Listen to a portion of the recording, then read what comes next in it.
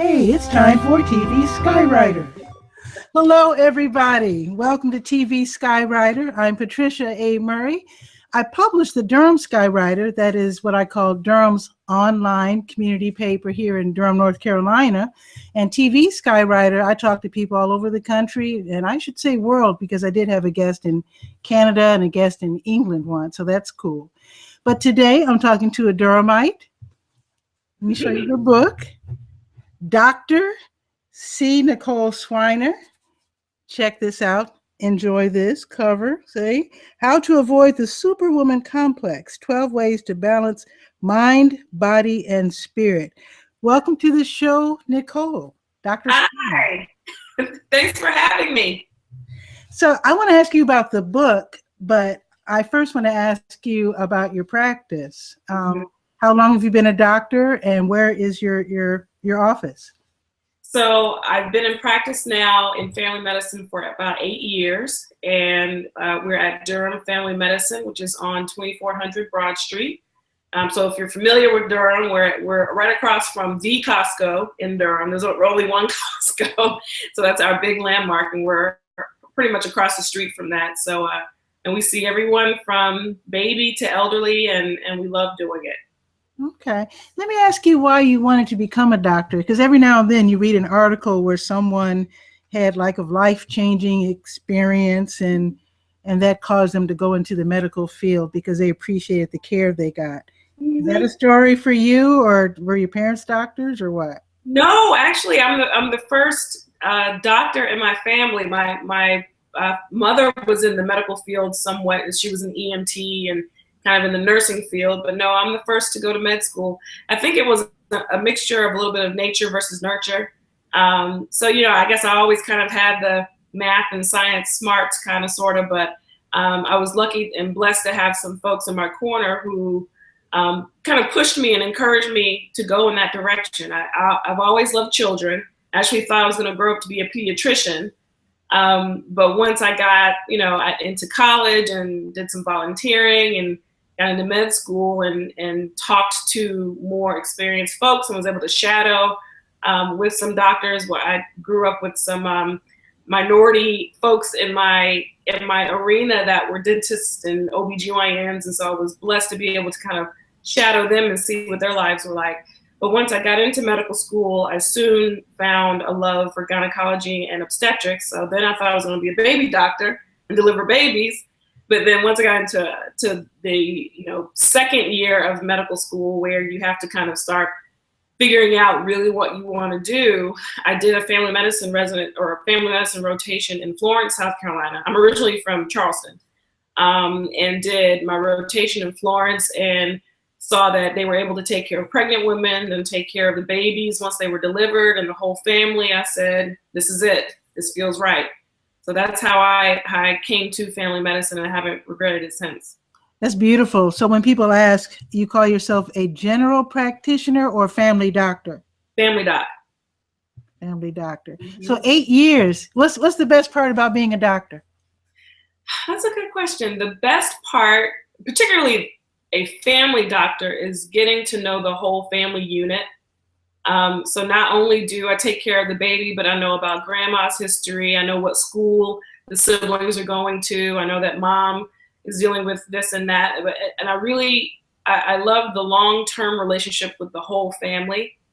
So I don't miss out on anything per se. I don't have to deliver the baby and then hand them over and then I don't get to see them again. I get to see them, for the duration. So that's my my most favorite part of that is the relationship with the entire family that I get to have.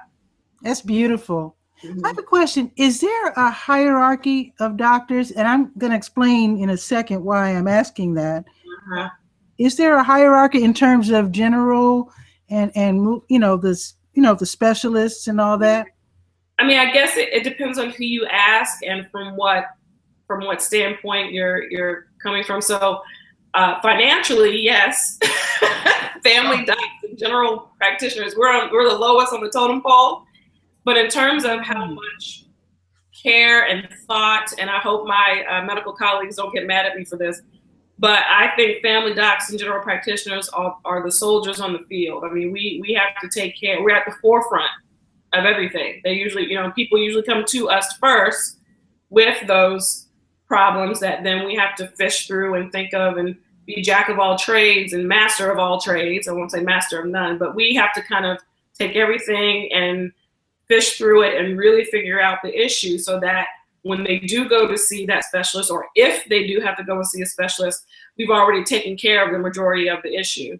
Or at least that's the way I approach it. So hierarchy wise, financially, we're at the low end, but the amount of thought and time and energy and effort that it takes to take care of the whole person, I think we're at the top. Okay. That's me. That's me. Now I'm going to tell you why I asked that question. I'm going to tell you just a very quick little story I'm from Chicago. This happened back home. It's kind of tragic, but I just thought it was kind of a learning experience for me. I used to babysit a little boy, and after I, grew up, he was, I guess, almost a teenager. Tragically, he died. But what happened was he died of an illness that they couldn't seem to diagnose. And the reason why I asked about hierarchy is because the parents, they're wonderful parents, and they had another kid, and they adored their son, but they wanted to do the best for him. You can understand, right? Mm-hmm. What happened was, I guess, when we watch movies, we see these specialists and these fancy world-renowned doctors, and they seem to be elevated above doctors like family doctors. Mm-hmm. And I just thought it was interesting. What happened was, it's a really interesting story in that the young boy, they could not figure out what was wrong with him. And like I said, he did die. But one day, close to the end of his life, he accompanied his dad to get some medicine in the hood, in the clinic, where the Black neighborhood doctors were. Mm-hmm. And one of the doctors immediately, he knew what was wrong with this child. This child had seen all of these world-renowned specialists and fancy guys, and they couldn't figure out what was going on. But this neighborhood doctor, I guess because what had happened, the little guy had a very common illness. What was it called? Ordinarily, it's associated with drinking, liver damage. Say it again. Cirrhosis of the liver? Something like that. Oh. I mean, he wasn't a drinker. Right. But it was the same disease. Oh. But because his eyes were yellow and he had certain symptoms that I guess your average doctor, everyday doctor, if you know what I'm saying, mm-hmm. No offense, mm-hmm. He immediately recognized what was wrong, but it was unfortunately too late. Yeah. That kind of taught me a lesson that we shouldn't think in terms of better. Right.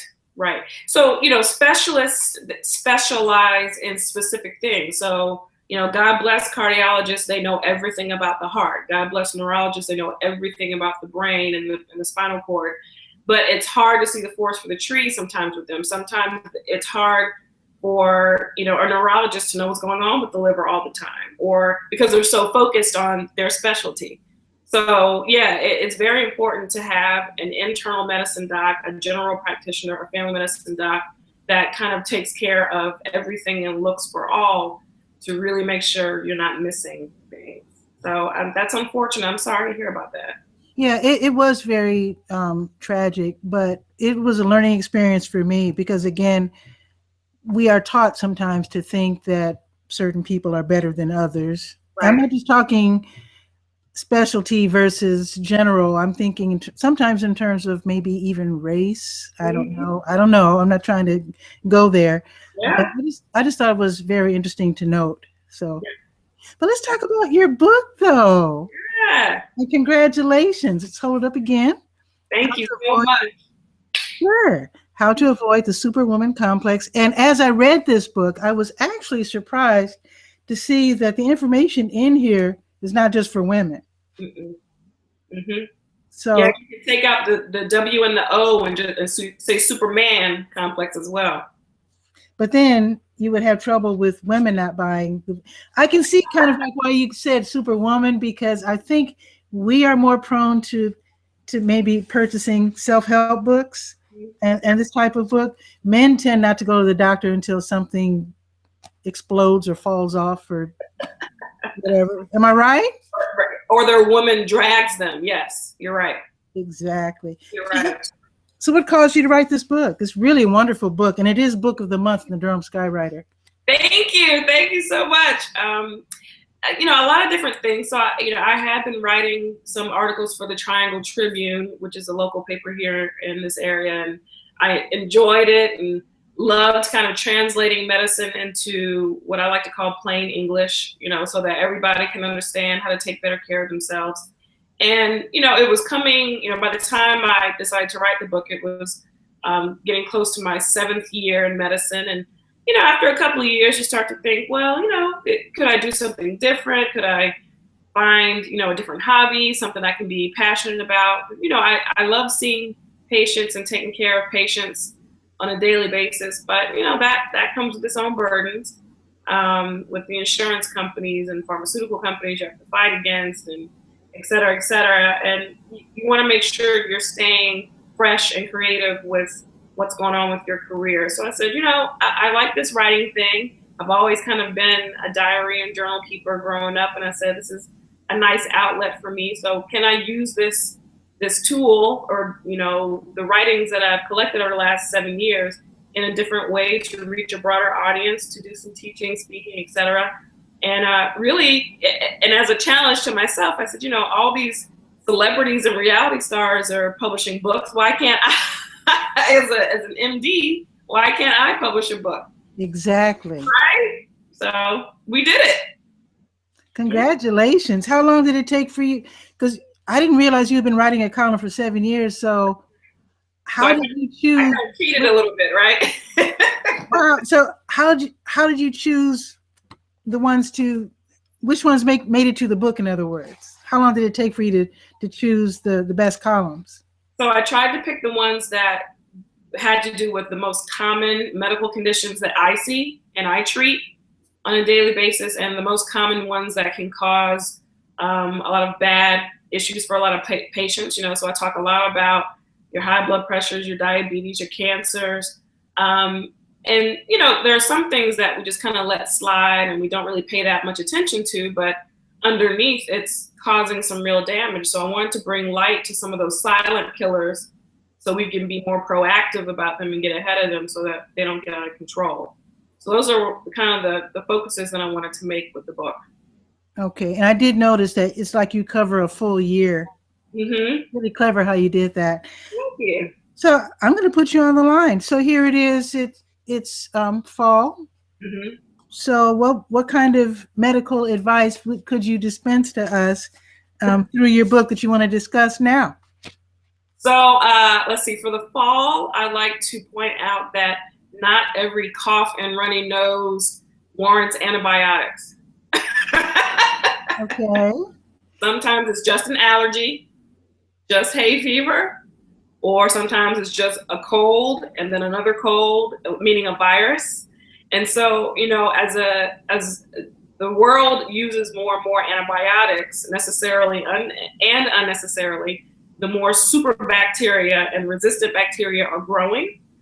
So that, God forbid, there could be one day when we're not able to use, penicillins and things that we often use to treat those, mild bacterial or bad bacterial diseases that will no longer respond anymore. So we have to be very, very cognizant of when and when not to use these major medicines.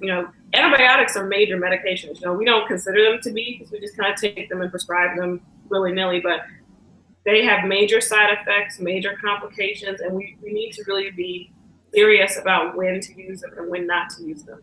So just because you're congested and runny nose and all that doesn't necessarily mean you need an antibiotic every time you go to the doctor. See, that's what confused me. You said that a cold does not require an antibiotic at all because it's not You said it's a virus?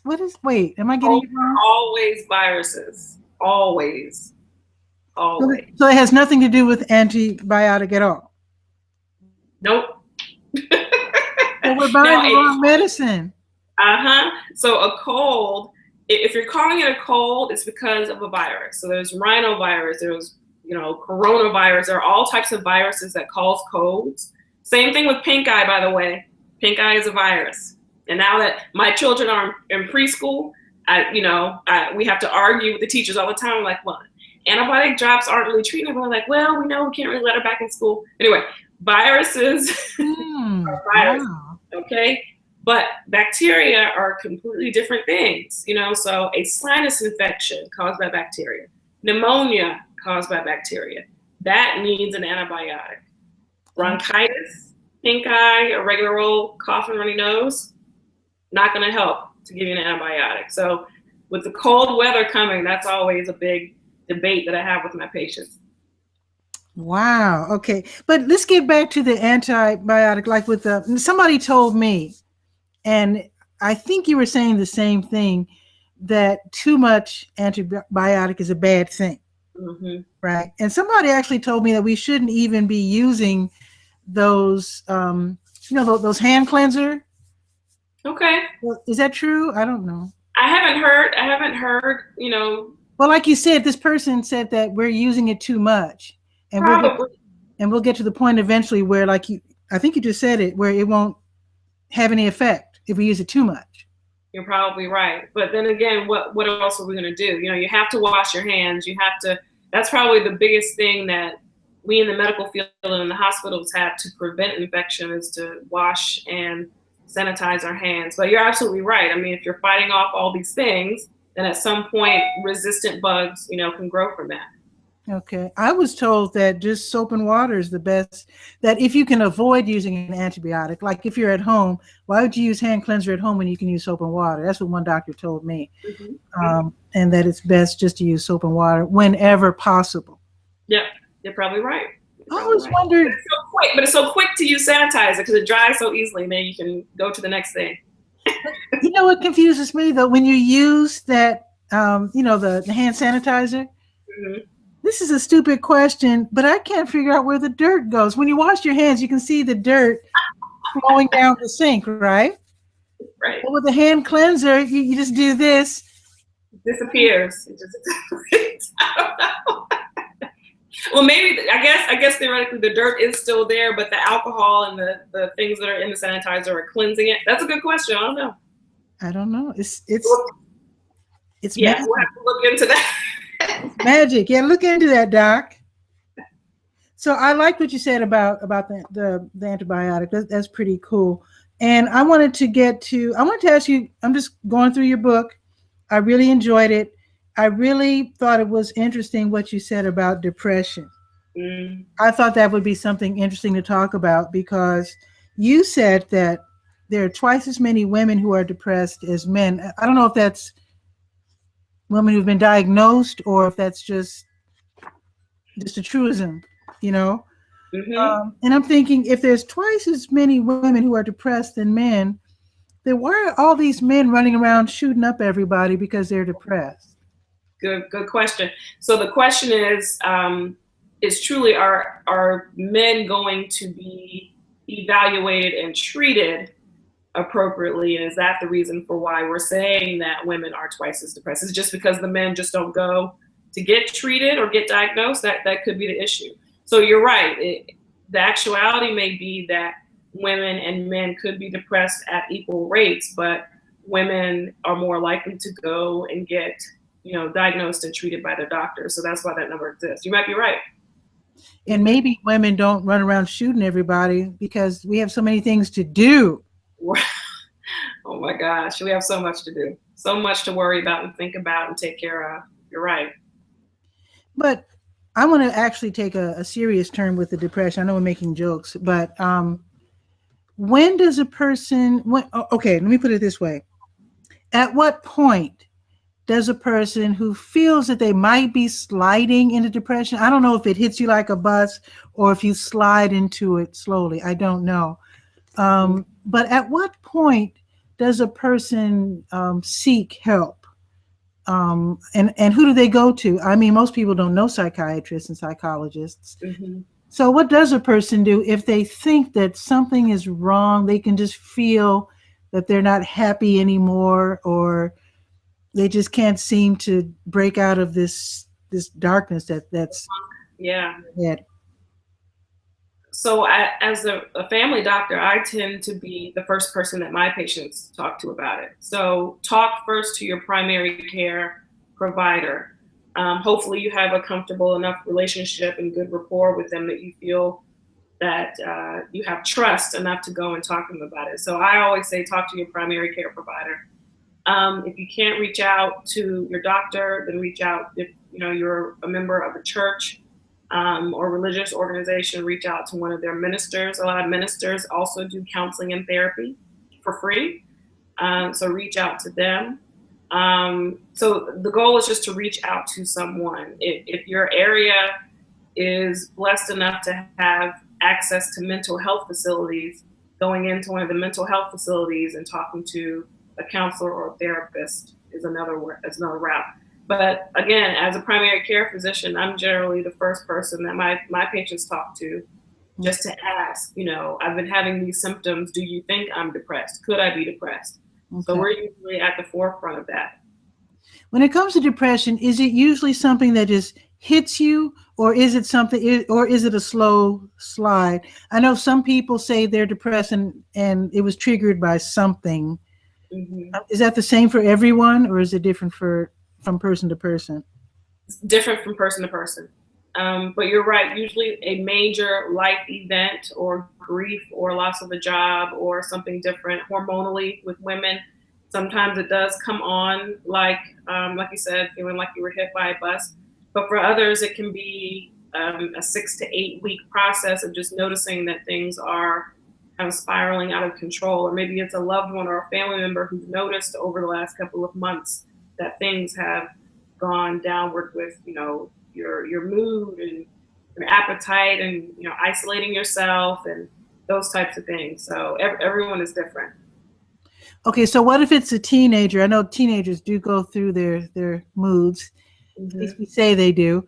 So how can we tell when a child is simply going through a phase, or he's just, I don't know. Sometimes kids just get into these funks. That's true. And then they come out of it, but how do you know when it's just a phase and when it's something you should really worry about? Mm-hmm. So you're right. With kids and adolescents, it can be difficult because, you're wondering, is it just a teenage phase or is it just hormones and that kind of thing? But once you start noticing that causing dysfunction, it's causing a change of their behavior at school. It's causing a change in the relationship. It's causing, they're not eating or they're eating more than usual. Usually in kids, it's more of an acting out that we get. That's kind of the red flag, or an agitation that is the red flag, which again can be confused with, is this just a phase? Are they just being, I don't know, are they just moody? A moody teenager? So I tend to think the red flags for me are whether it's starting to cause dysfunction in relationships. Mm-hmm. They're losing friends or not in healthy relationships with their friends or boyfriend, girlfriend relationships. If they're not doing as well as they used to do in school all of a sudden, if you're getting the calls from the principals and the teachers who are also noticing changes, if it's starting to cause dysfunction is when my red flags go up. Okay. Do you think that it's less likely for a young person to get depressed if the parent is more, the kid will see it as intrusive? And what I mean is where the parent knows all of the kid's friends and keeps real close tabs on him. Because very often when you hear about these kids who are getting into real serious trouble, like, committing terrible crimes or whatever, very often it's like these loners and the parents don't know they have arsenals in their bedrooms and mm-hmm. and they don't seem to know who their friends are. And it's like, how can you not know your kids' friends? Right.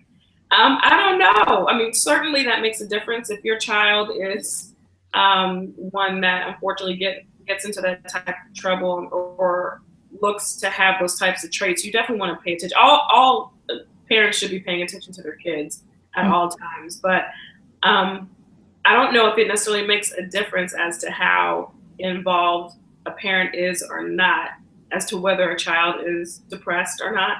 I think a lot of it unfortunately has to do with genetics, DNA, family history. So it's not just environmental. Some of us are just born with those genes that seem to turn on at some point, and depression can set in. But it definitely makes it easier to catch and to treat if the parents are involved. So pay close attention to your kids. Talk to them every day. Talk to them about school, friends, everything. And as a family doctor, I guess you're more likely to know the child better than maybe a specialist or someone who's called in because the child acted out of the blue. Right. Exactly.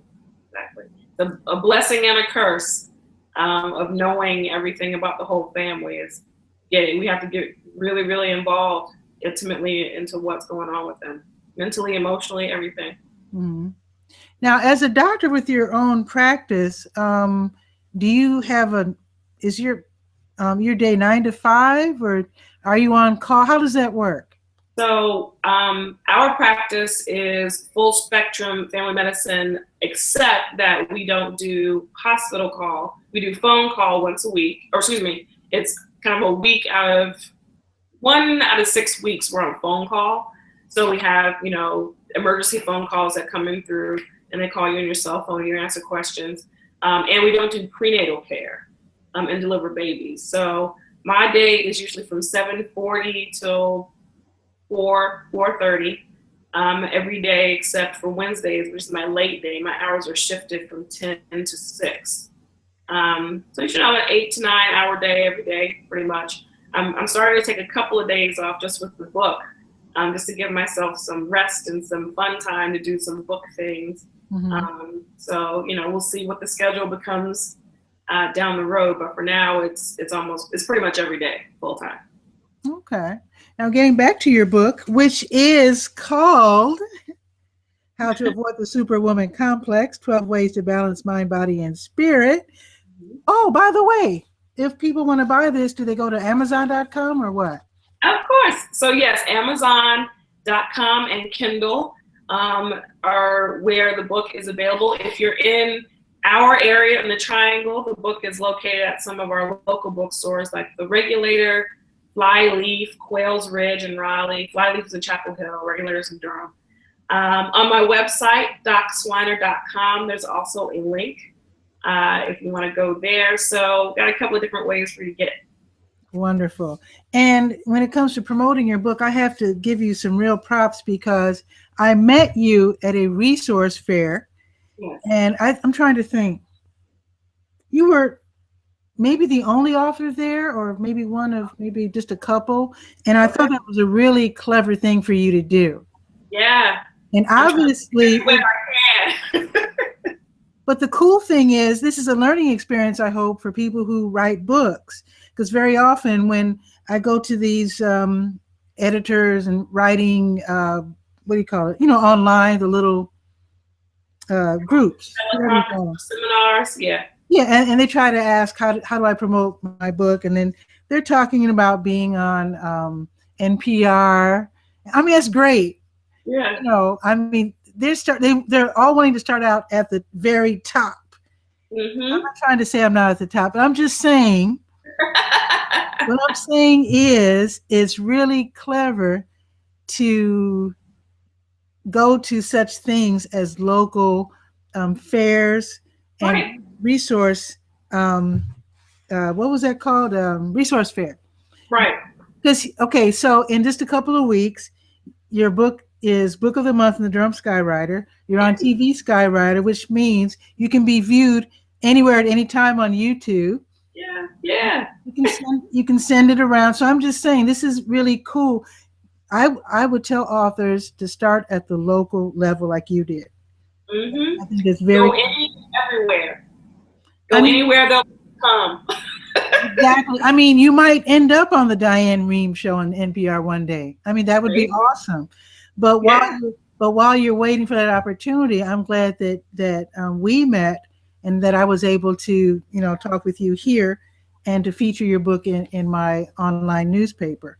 I hope everybody does that at their local level. That's all I'm trying to say. And I appreciate you and other friends and colleagues that I've met along the way. Yeah, this was a grassroots effort. So it's been me, my husband, my friends, my assistant, and we've been knocking on doors and shaking hands and handing it. I mean, you just have to get out there. You have to be present, let people see your face, So we're learning as we go, but it's been working well. Exactly. And I love how you market because your business card is cool. I don't know if you have one to hold up to the camera. Oh, I could grab it if you want me to. I should have heard. But yeah, my husband, While you're looking for it, I can just say that she had T-shirts, she had cool business cards and brochures. It was really a nice presentation. I think most authors, if they can do such things, they really should. The business card was definitely a winner. So my husband, by the way, I have to shout out my husband. My husband, Rick Swiner, owns Spider Marketing, SPYDER Marketing. And he did everything. He did my business cards, he did my photography, if you see these pictures behind us, he did all these pictures, he did my book cover. So he did everything, and I truly appreciate him. I could not have done anything without this, without his help. Nice. And maybe your kids might end up being little tiny miniature salesmen as well, huh? Who knows? My 4-year-old, who you got to see briefly before she went to bed, she's an entertainer. I don't know what she's going to do. She's going to be on Broadway or something. I don't know what she's going to do. Wow. We'll be sure to have T-shirts made in their sizes and outfit them with those T-shirts. So what else will we be doing to promote your book? So I am, like I said, I've been trying to do more speaking and teaching. So if you want to stay tuned and keep up with what I'm doing and where I'm going to be, for instance, next month I'm going to be at the Women's Entrepreneurs or We Rock conference in Atlanta. That's the weekend of November 13th. November the 21st, I'm going to be at the Miami Book Fest International, and that's going to be a lot of fun. But if you want, like I'm saying, go wherever they'll let you come. Yeah. So you can always go to docswiner.com to keep up, or find us on Facebook, Twitter, Instagram if you want to keep up with us. But I'm trying to do more speaking, so I like the conference arena. I'm a Duke alum, and they allowed me to come back a couple of weeks ago and speak with the Samuel Du Bois Cook Center for Social Equity. I did a little Tuesday tea there. So I love to do all that stuff. I'll come to your book club, your church, your youth group. Let me know. I'd love to come and just talk to interesting people that want to hear about how to take care of themselves. Nice. So thank you again for being on the show. I know it was a bit of hassle because I know you had to get the kiddies off to bed and make sure they were, they were tucked away safely. So shout out to your husband, as you said, your 2 kids. And thank you so much, Nicole, for being on the show. Again, let me show you the book. Yay! How to Avoid the Superwoman Complex, 12 Ways to Balance Mind, Body, and Spirit. I'll show you the back, too. That's a really good picture. So your husband took that, too? Took both pictures. That's right. That was at Thanksgiving 2 years ago.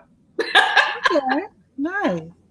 It's a really, really good book. And even though it says Superwoman Complex, it's actually, the information in here is for men as well. That's right. And it's full of really good hints, tips, things that the average person has let me put it this way.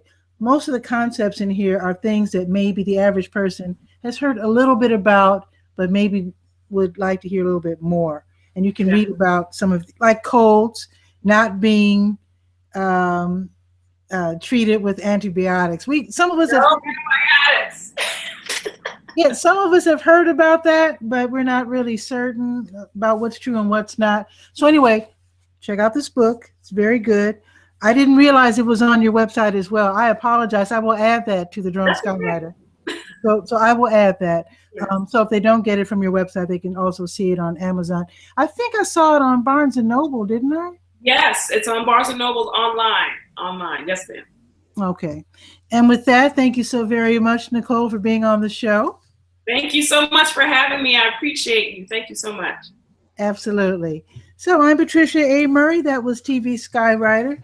If you'd like to be on the show, and I talk to people around the, I can say world now, as long as you speak English, I'd be very happy to have you on. Please read the Durham Skywriter. I'm working on the November issue. So if you have any information, I'm talking about events, outreach. I'm looking for people to interview for the Word page, which is the nonprofit governmental agency page, especially. There's a lot of stuff that's going on that we don't know about. I mean, good stuff, things that we should connect with to help ourselves and our families. So with that, I will tell you to read the Durham Skywriter at durhamskywriter.com. Also, I have something new every day. I go on Periscope and I do what's called Bull City Notes. That happens between 9-ish and 10-ish in the morning. Periscope is a live streaming app. You can get it by going to your iOS or your, what's the other one? Android app store and downloading the free program, Periscope. You can follow me on Twitter and Periscope. They're both the same company. Periscope is owned by Twitter. You can follow me at Durham Skywriter. And with that, I bid you good night, and I will see you later. And see you later, Nicole.